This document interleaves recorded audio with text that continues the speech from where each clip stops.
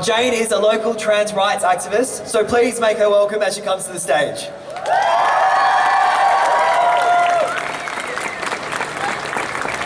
Hi, it's good to see everyone here today, and I'd like to acknowledge our traditional owners of the land before I start.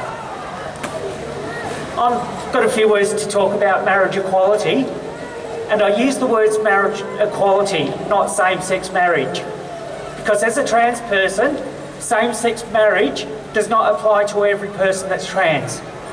Same-sex marriage implies two men or two women, and some trans people, for various reasons, cannot get the legal gender recognition.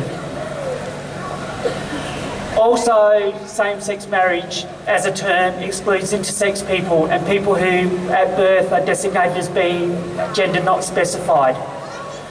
So we need to make sure that we always use the term marriage equality.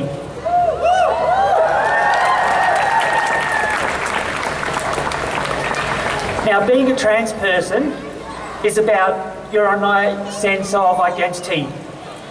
It's not about what's between your legs or who you sleep with, but it's about who you are as a person.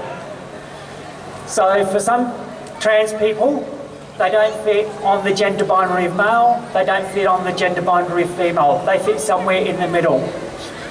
They don't or can't declare themselves as one particular gender in the case of getting married, which is the current requirement. That you need to be able to show proof that you're male and you can marry a female. Show proof that you're female, you can marry a male. There are a lot of people who don't fit into that binary in order to get married at the moment. And also, in order to get recognised, existing marriages must be dissolved. So for me to get my legal recognition, I was required to divorce from my partner. That is something which the government says, no, we don't want people divorcing unless you're trans, and then you have to divorce before we'll recognise you. That's the situation that's got to change. I would love to be able to remarry my partner. I've been together with my partner for over 30 years, and yet our government required that I got divorced for my recognition. And then I've often heard the argument that, well, there's not much difference between de facto and legal. You're recognised, so between marriage, you're recognised. What's the problem? Well, I can tell you from experience, a friend of mine is currently going through the immigration process for their partner. If they were married, they could produce a bit of paper and they would have a spousal visa with no questions asked. Because they're not able to marry, they then have to prove that they're in a de facto relationship. That involves a lot of paperwork. That involves, and the department at the end of it is able to turn around and say, no, we don't believe you, which is what's happened in my friend's case. If they had the choice to be married, they could simplify, hand over the one piece of paper and be treated the same as a married couple. But that option is currently denied to them. This has to change.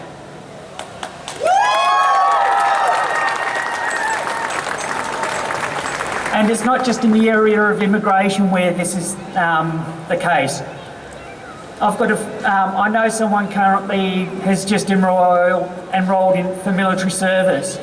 Because they're not married, once again, they have to prove that they are a de facto couple, as opposed to being able to produce a piece of paper saying we're married, and on production of that paper, immediately it's accepted.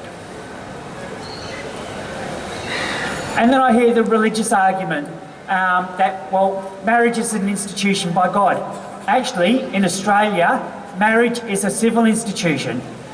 The government's ability to define and legislate for marriage is actually covered by Section 51 of the Constitution.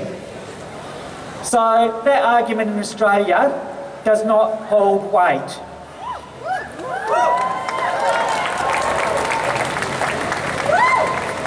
Another argument I've heard from religious people and from churches is that, well, if this marriage equality is granted, we will have to perform marriages against our views and our beliefs. I can tell you that is not correct. If any person can go to a church and ask for to be married in that church or married by the priest or pastor, The church currently has the right to decline to perform that marriage. That's not going to change under marriage equality. They can still choose whether a marriage is allowed to be performed in their church or not. We're not asking for that to be changed. And personally, someone who doesn't want to perform a ceremony is not someone I want at my marriage anyway.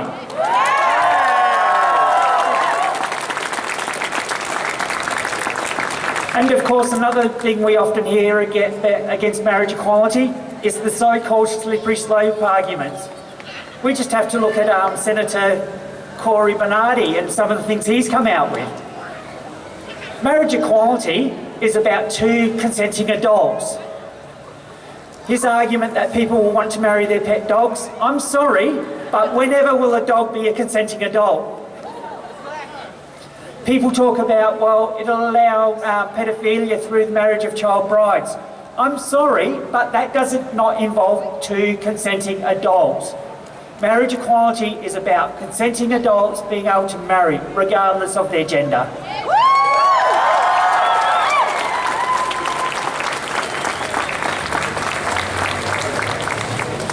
And then we hear lots of arguments about the economics and we need to do more studies.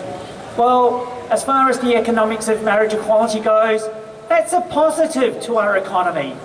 All these extra marriages occurring. If I had a business that's in the wedding industry, I'd be happy to have marriage equality. I can sell more cakes. That's more income for me. I can book my function centre out more often. That's more income for me. By having more marriages occur, that's more jobs for kitchen staff, for bar staff, for cleaning staff. So this economic argument does not hold water.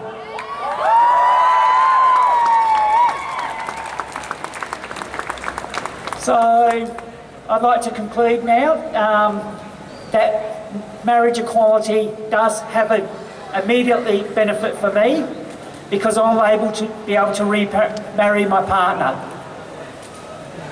All it does is takes out the definition of a man and a woman and puts it purely in the category of two consenting adults. And that's all that marriage equality should be for.